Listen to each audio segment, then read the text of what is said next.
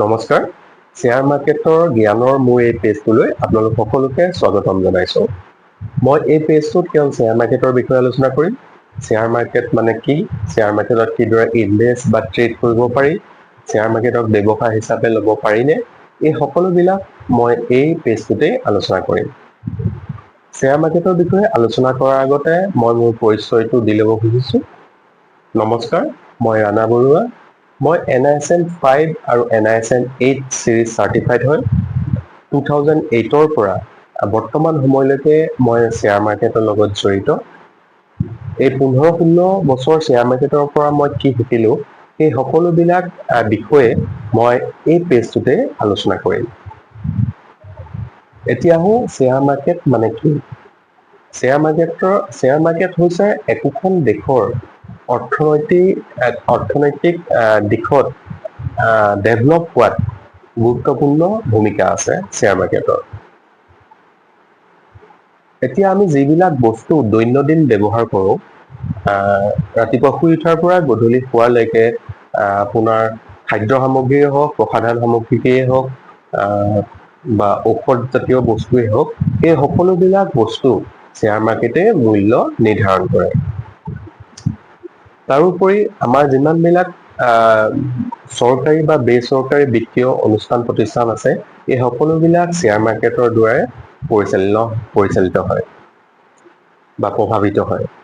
তাৰোপৰি আমাৰ যিমানবিলাক চৰকাৰী বা বেচৰকাৰী কৰ্মচাৰী আছে, তেওঁলোকৰ দৰমহা এই সকলোবিলাক প্ৰত্যক্ষ বা পৰোক্ষভাৱে শ্বেয়াৰ মাৰ্কেটৰ পৰাই আহে। এতিয়া আহোঁ শ্বেয়াৰ মাৰ্কেটত ইনভেষ্ট বা ট্ৰেড কেনেকৈ কৰিব পাৰি। শ্বেয়াৰ মাৰ্কেটত ইনভেষ্ট বা ট্ৰেড কৰিবলৈ হ'লে আপোনাৰ এটা ডিমেট একাউণ্টৰ প্ৰয়োজন হ'ব। এতিয়া প্ৰশ্ন হৈছে যে ডিমেট একাউণ্ট মানে কি। একেবাৰে সহজ অৰ্থত মই বুজাই দিছোঁ। যিদৰে আমাৰ বেংক একাউণ্ট আছে, বেংক একাউণ্টত যিদৰে আমি পইচা জমা বা উইথড্ৰ কৰিব পাৰোঁ, ঠিক সেইদৰে ডিমেট একাউণ্টত আপুনি শ্বেয়াৰ কিনিব পাৰে আৰু প্ৰয়োজন হ'লে আমি শ্বেয়াৰ বিক্ৰী কৰিব পাৰে। এতিয়া আহোঁ ডিমেট একাউণ্ট ক'ত বা কেনেকৈ অপেন কৰিব পাৰি।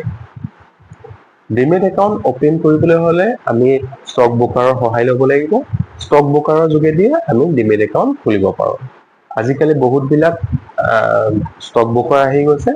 আপুনি ডিমেট একাউণ্ট অপেন কৰাৰ আগতে এটা বস্তু ভালদৰে চাব, যাতে যিবিলাক ডিমেট একাউণ্টৰ ফিচাৰ্ছ বেছি আছে, য'ত আপোনাৰ সহজ হয়, সুবিধা হয়, সেইবিলাকত একাউণ্টটো খুলিলে পিছলৈ আপোনাৰ একো প্ৰব্লেম নহয়।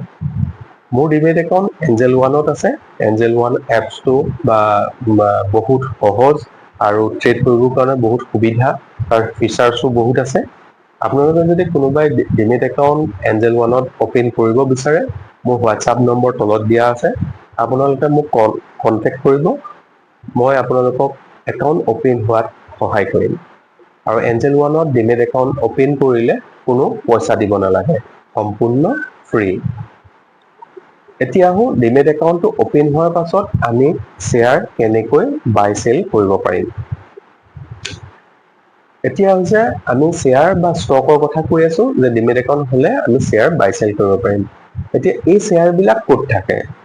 ডিমেট একাউণ্ট হোৱাৰ পাছত আমি যিবিলাক শ্বেয়াৰ বা ষ্টক বাই বা চেল কৰিম, সেই শ্বেয়াৰবিলাক ক'ত থাকে। এই শ্বেয়াৰবিলাক এক্সচেঞ্জৰ যোগেদিয়ে আমি বাই চেল কৰিব পাৰিম। এতিয়া আহোঁ এক্সচেঞ্জ মানে কি।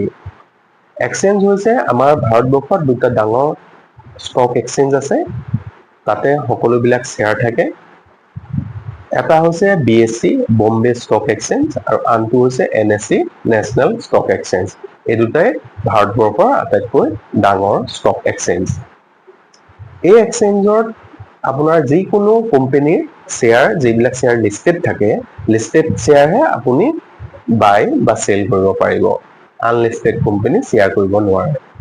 এতিয়া আহোঁ কোনবিলাক কোম্পানী শ্বেয়াৰ ষ্টক এক্সচেঞ্জত লিষ্টেড হয়।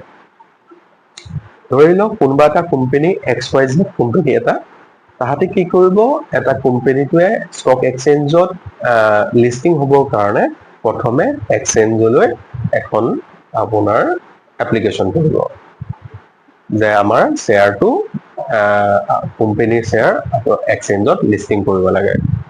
তেতিয়া এক্সচেঞ্জে কি কৰিব, কিছুমান ক্ৰাইটেৰিয়া দিব।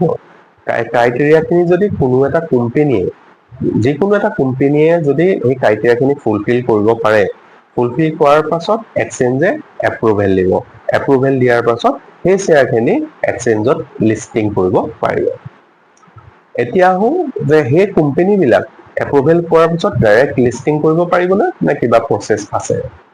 হয়, এইডোখৰতে আমি ক'ব লাগিব যে এটা প্ৰক্ৰিয়া আছে, সেইটো হৈছে IPO, ইনিচিয়েল পাব্লিক অফাৰ। যিকোনো এটা কোম্পানীয়ে যেতিয়া এপ্ৰুভেল হ'ব লিষ্টিং কৰিবলৈ, তেতিয়া কি কৰিব, আমাৰ পাব্লিকক জনাব লাগিব যে মই আপোনালোকক এটা অফাৰ দিছোঁ, XYZ কোম্পানী হয়, আমি আমুক আমুক কাম কৰোঁ, আমাৰ শ্বেয়াৰৰ মূল্য হৈছে 240 টকাকে, ছাপোজ 240 টকাকে আমি পাব্লিক ৰাইজৰ মাজত আপোনালোকক আমি এইটো অফাৰ দিছোঁ, আপোনালোকে আমাৰ শ্বেয়াৰ কিনিব পাৰে। এতিয়া কি হ'ব, সেই শ্বেয়াৰখিনি যদি আমি এপ্লাই কৰিব পাৰোঁ, যিটো IPO হয়, 240 টকাকে সেই কোম্পানীয়ে আমাক শ্বেয়াৰ দিছে, আমি সেইটো এপ্লাই কৰিব পাৰোঁ।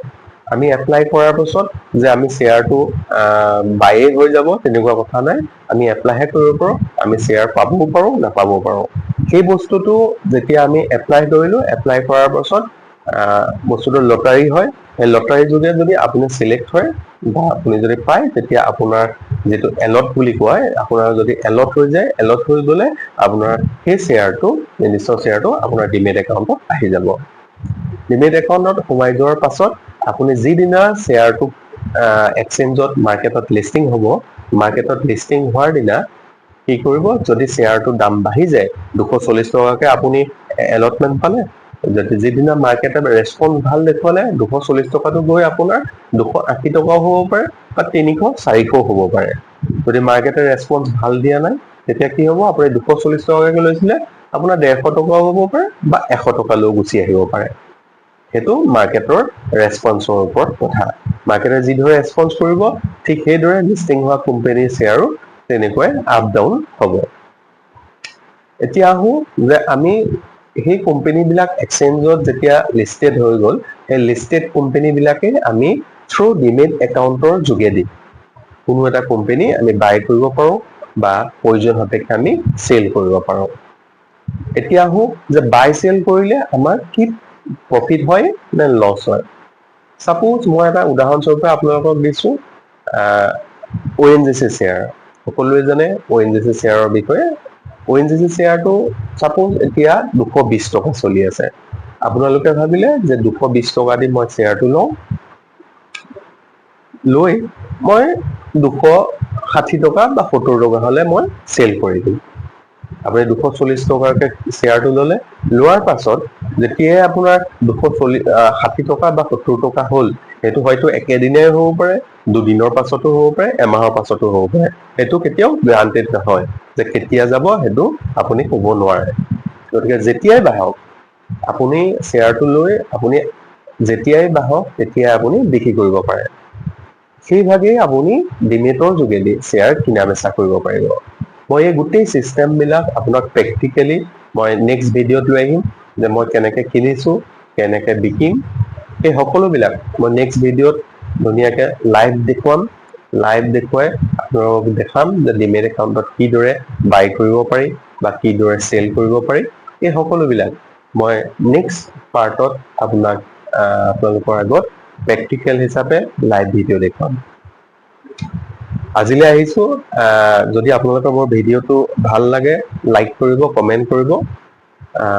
তেতিয়া মই অতি সোনকালে নেক্সট ভিডিঅ'টো আপোনালোকৰ মাজলৈ লৈ আহিম। আজিলৈ ইমানে, ধন্যবাদ।